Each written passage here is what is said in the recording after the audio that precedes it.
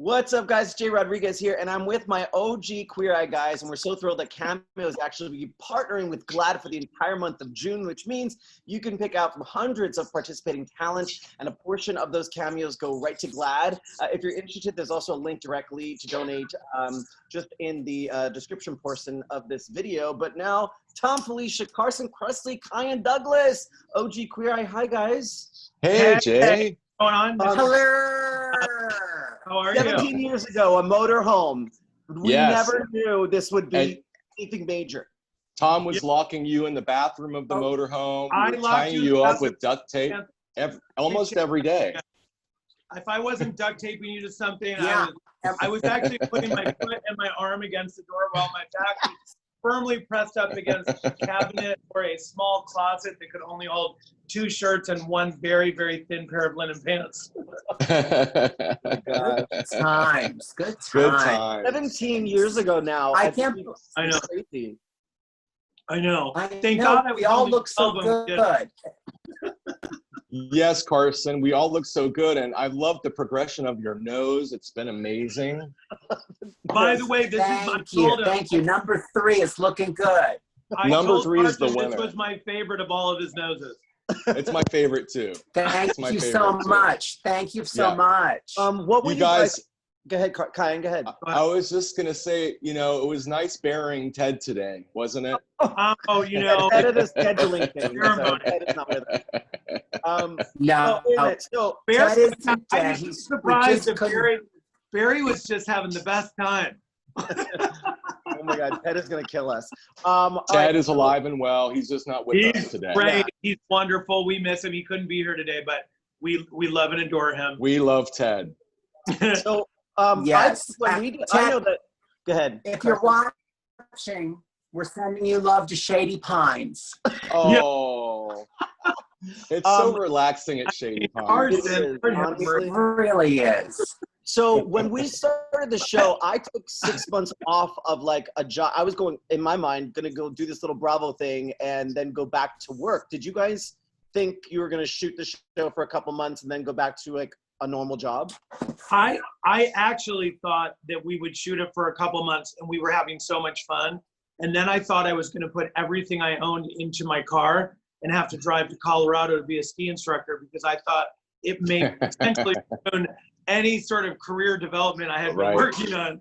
I didn't know. I mean, It was a risk. You never know how it was going to pan out. Yeah. We didn't know how it was going to pan out. Yeah. But I thought it looks like more fun than just decorating normally. So, and they'll never ask me to do it again. So why not? What were you doing, Carson? But I was still working for Ralph Lauren, and I'd made the pilot a year before, so that was 18 years ago. Right. And none of you queens were there, No. except the old geezer who's not here today. And I just thought nothing was going to happen, and they called me up at Ralph Lauren and said, "Oh, we're going to go to series. Can you quit your job?" And I was like, "Do you even have dental insurance?" Because it was like, wasn't it $2,000 an episode? Yeah, we had not. Episodes, and I was like, "Wait, I'm quitting my job." I know. People think Bravo now. So it's They very scary. don't. But we I didn't, have to- by the way, Jay, we didn't know really Bravo was like, I mean, it had that one show that we all loved. Inside the actor's studio. The actor's studio, and maybe James I thought Lipton. Bravo was a non-stick cooking spray. You know, we didn't know anything about Bravo. Kyan, And did it you thought it was really just a was, cleaning it was solution just- that you had to go to like AB Alphabet City to get. Yeah. Kyan, when did you know? Yoko. When did you know that the show was something? I remember we were on 34th Street getting mic'd up, and like People Magazine was taking pictures of us, and I was like, Yeah. "This is weird." I remember thinking this is weird, and people stopped us. We were like 1 episode in, and some woman came up to you, Kyan, and she was like, "Oh my God, I love the show." And we were looking at each other like, "Oh, I guess people are watching." Right. Yeah. Well, when I was cast in the show, I was working at a Rojo studio in New York. I was a colorist, and I remember one of our clients called and said, "Hey, Kyan, you're gay, right?" I was like, "Yeah." And she said, "Well, my friend is AF." And she said, "My best friend is casting." Her friend was Barbara, who casted us. And oh my God, I remember her. Yeah, I remember just thinking, you know, the only way I knew Bravo was from Inside the Actor's Studio with James Lipton. I thought for sure this wasn't going to really go anywhere, and that I was out to my family, so I was comfortable with that. But there was still a little bit of like, wow, I'm going to be really, really out. Right. And I think I got a sense of when it was that it was something was really happening. Was, you know, just when I started to see things like our photographs on the phone booths or the big in Times Square, the big. Oh my God, that was so crazy. It was wild. Billboard. That was crazy. Yeah. You know, interesting. I have to tell you something. So over the weekend, I had my niece Lauren and her boyfriend Teddy staying with me up at the lake, and we had so much fun. And they were telling me that they have been watching our original season. Wow. Her first season of Queer Eye, and they're planning on watching all of them. They're like loving. They have like one couple that they hang out with that comes over and they watch Queer Eye together. Oh, and cool. their questions to me were so hilarious. They said, first of all, was your hair straighter back then? And I was like, no. Explain that. Explain that. Explain what happened there. They said, was like, were embroidered jeans really popular back then? And I said, well, they definitely they were. They were. I said those were Roberto Cavalli jeans that were $12,000, and I was terrified to wear them, because I didn't know if I would be able to pull them off, which I probably didn't. And in addition to that, I was terrified that one of the sequins or one of the beads was going to come off. I was going to somehow be held responsible for the $12,000 jeans. Yes. Right. Carson, speaking of looks, do you have a most regretted look? Carson, yes, do you have a all look? of them. All of them? All of them. Come on. You know, it was the early 2000s, and fashion was kind of in a weird place then. And it was. There was the emergence. Yeah. There was an emergence of a lot of like very like splashy European designers like Roberto Cavalli. Yeah. And Von Dutch and. Oh my God! Remember Von Dutch? Every time you go to LA, it was like. It looked like they were giving them away at the airport, right? They was just like, "Hi, welcome to LA. Here's your Von Dutch hat," and some other douchebag hat. Oh my God. Yes. But coming from Ralph Lauren, I thought I was a kid in a candy store. There were so many new, uncharted looks that we could. Wear. I do miss the access. Don't realize. I think it's so funny. It's so funny. I move a little bit here. Wait. Yeah, there we go. I'm getting some better sun from over here, so maybe I won't look 300. I won't look like a good. What were you saying, Carson? You don't look a day over 70 now. Well, thank you. That was really fun, but I do regret the looks I put you guys in.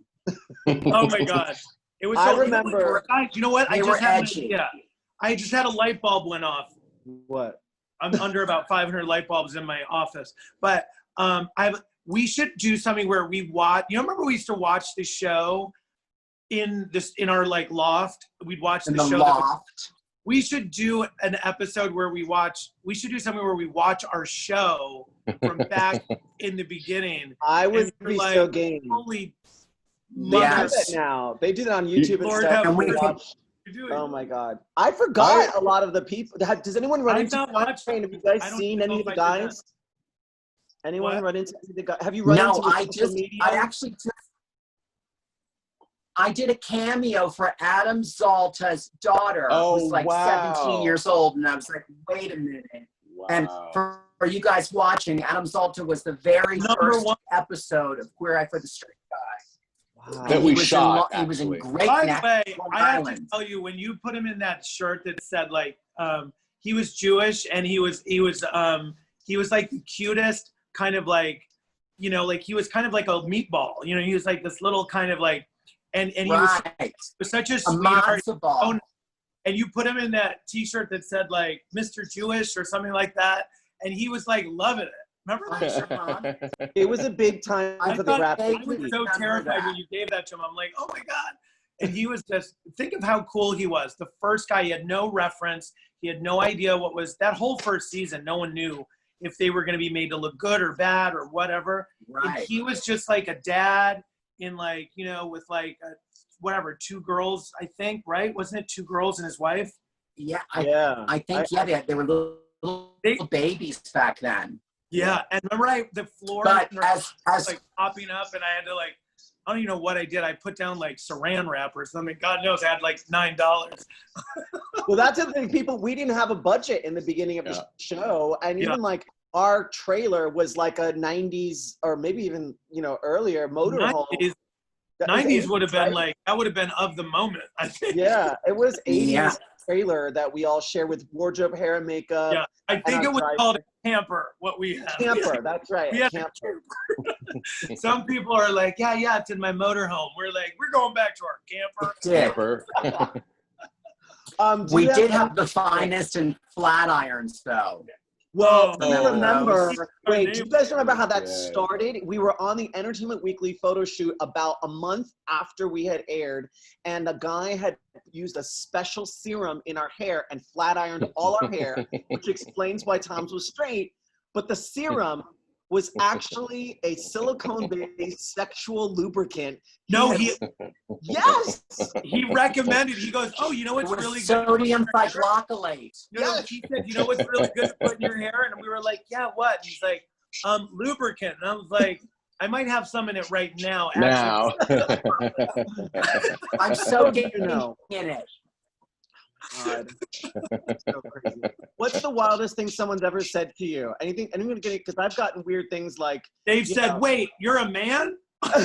No, people think like Thanksgiving. I went to a dinner party, and they said that I was. They thought I was tan. I know. Wow, really? I'll tell you, guys, this is a true story. I swear to God, this is the weirdest thing, and take it away, Tom. It's been the funniest thing in part of my whole life. So I was in Chicago. It was about a million years ago, and there was a couple, and I think I was doing Dress My Nest or something at the time, and there was a snowstorm. Anyways, this couple said, hey, you look super familiar. We can't figure it out. Do we go to high school with you? Do we know you from TV? Like, what is it? And I looked at this couple, husband and wife. She's like in mom jeans from like Chicago. She's like, hey, how are ya? Like, we look super familiar. And I was like, and they go, how do we know you? And I said, I kind of looked around and I went, do you guys watch a lot of porn? And the wife, literally, the husband went silent and the wife goes, a little bit. And then the husband turns to the wife and he goes, wait, you watch porn? And she was like, and they kind of got in this argument. And I looked at her and said, well, you made what could have been hilarious, disgusting. And I love you guys. And we ended up drinking and hanging out. So whenever anyone asks me sometimes people are like, you look familiar. Yeah. I always feel like this. Mm-hmm. I have a question regarding this, Tom. I can't tell you how many times I've been in an airport and someone will come up to me and say that they went to high school with you. Like, you went to high school. I don't know what it is. With Tom. Yeah, it's the strangest things. It's like 6 degrees of separation from Tom. Really? Yeah, like constantly. I get people who tell them at airports who want to show me a picture they took with Carson. They're like, I saw Carson at airport. Hold on. And they're like, because Carson will take a picture with anybody, like he's, give you the shirt off his back. So but it's like that's a recurring thing. I will. Yeah. Even when people don't want a picture, I'll be like, you want a picture? Oh no, you just want to get through. Okay, bye. That's just when you're like in a grocery store. Oh my God. And you're going to get some toothpaste and you're bending over and someone says, excuse me. And I'm just like, oh my gosh, do you want a photo? Like, no, I just want to get that toothpaste. It's very sad. Where does that happen? That specific situation? Right. In grocery stores. Usually. At the dentist. Sometimes. Can I ask a quick question of you guys real quick? Just real quick, how is everyone doing with living in this COVID world that we're going through right now? Are you guys adjusting well? And I know I don't know, it's just been a really strange time for everybody. For everybody. I was wondering, how is it for you guys? I feel like I've been up at my house, up at the lake house. I was outside of the city. First of all, I had COVID. I have the antibodies. I had that in New York City. I went up to my house. I was up there for about 13 weeks. I was lucky that one of my very good friends also had COVID. Not lucky that he had COVID, but lucky that he had gone through it and was fine. Came up and quarantined in my guest house. So even though we weren't in the same house, it was kind of perfect because we had breakfast together, and then we would both do our work and do whatever Instagram stuff. And then we would cook together, and we would like listen to DJ D Nice and like dance and drink like a ton of wine and then listen to comedy and maybe eat a gummy bear. But anyways, it was fun. But it was like, but you didn't have no sex? No sex? No, you know, we've been friends forever. Damn. And I can't tell you how many people have asked me if we're dating. And I mean, I think there were a couple of moments where we were both looking at each other like lamb chop that was like when we had needle. Yeah. But I think we were like we're in a plane crash and he was the only person left to eat. Yeah. Carson, how have you been? You're on the farm, so you're kind of near family and stuff, right? Yeah. It's actually, I know this has been a very, very hard time for everybody, and people have gone through so much hardship. But I've been very lucky to be here at the farm. I've gotten to spend an enormous amount of time with my family, and watching season 12 with my 80-something-year-old parents of watching Drag Race together is so hilarious. That's fantastic. That would be a good show. That's a good show. Their beautiful gowns. Yeah. And my dad is just there for the titties. Well, I gotta tell you, here in Los Angeles. But Carson told me that sometimes his dad's like, is that really a woman, a man, or a woman?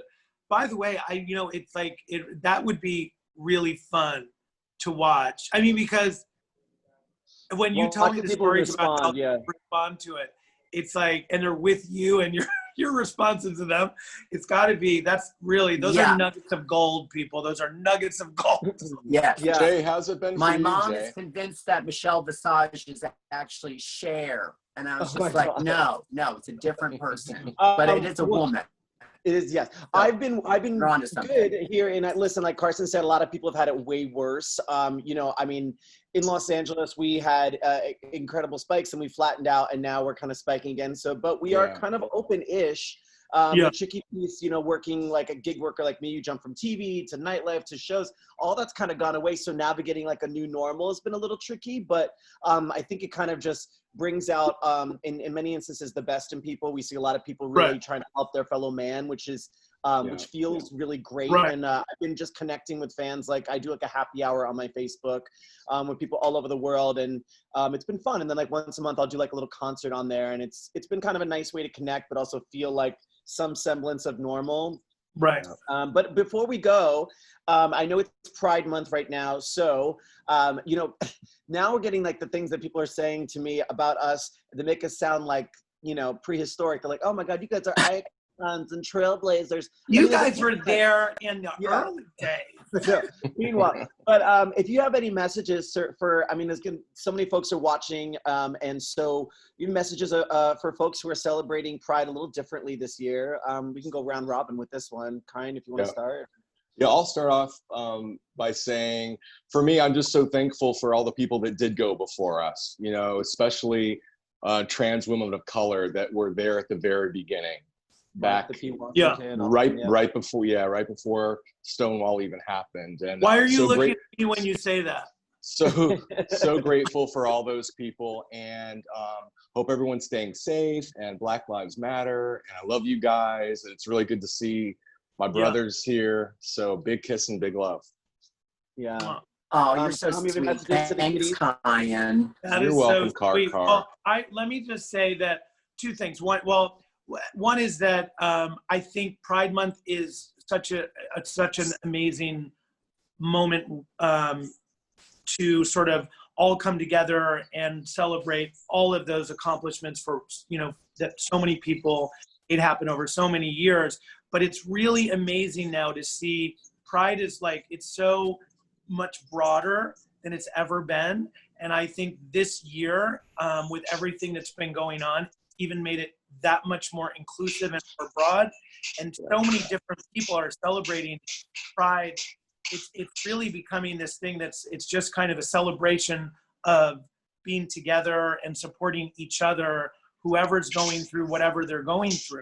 And I think that's what it's amazing how it's just kind of, the arms of Pride are opening up to so many different communities and so many different people, and the amount of people that are not gay or that are not part of the the whole sort of LGBTQ community that are coming in to support as well. It's just a whole different. It feels different. Yeah. It's just so many demographics and people coming together. It's kind of amazing. Yeah, Carson. I'll be very quick. I think it's all of that. I think that Pride this year more than ever is about allies. And obviously, as a community, we have always come together and we have conquered some crazy stuff, whether it's inequality, whether it's the AIDS, HIV epidemic, all of those things. We've come together shoulder to shoulder. And I think now is a great time for us to be allies for communities that need us, because the gays get shit done, and we stand shoulder to shoulder, and we want to make it look pretty. We want to make sure that, and equality is, obviously so important. So I think that's on everybody's mind this Pride. 100%, and I think I think everyone touched on it, but this has been a time where we're really expanding, just learning. I mean, just being in this isolation allows us to grow and to lend our voices to support, hurting communities. And that's always been part of, I think, our nature as the Fab Five, was to help others and to make people's life just slightly a little better if we could, with just a laugh or maybe a piece of furniture or a new haircut. But beyond that, I know that for all of us here, we stand with all Black Lives Mattering, including our LGBTQ fam, and anyone who wants to spend a little more time with us can book us all on Cameo. We want to thank you guys so much for watching. Awesome. Stay safe out there. And we're sending you our love. So bye, everybody. Bye, everybody. Bye. I love you, boys. Love you. Love you, Stay Tom. safe.